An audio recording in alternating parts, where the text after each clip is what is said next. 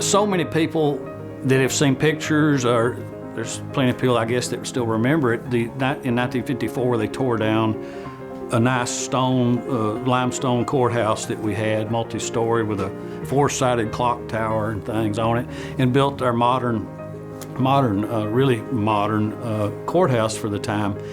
And people always say, you know, it was sad. Well, I started looking at the 1954 newspapers, and for 2 weeks, you know, it was just front page news how it was literally being torn down by manual labor with sledgehammers.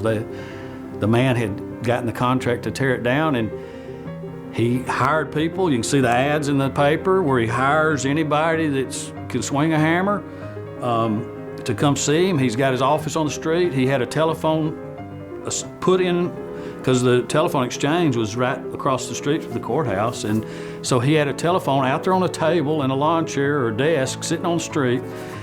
If you wanted to buy used furniture, used lumber, come to Mr. Gamble. He was selling you the stuff that they're taking out of the courthouse. He's paying you to tear it down, and just a one-man, you know, business, and it worked, and they tore that courthouse down.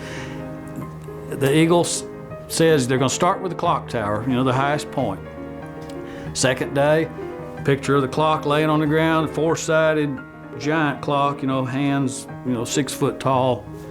And then there's the part that really touched me was some older men born in the 1860s and 70s were sitting there under a shade tree in lawn chairs watching them tear the courthouse down. They had seen it being built when they were teenagers.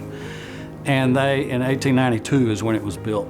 And so they were reminiscing and just talking, and you know, the old friends, and it gives their names, but they tell about how, and this clock was so important to the town that people could see that before any other buildings and the trees had gotten taller. They said those clocks, you know, that was the timekeeping devices for the town.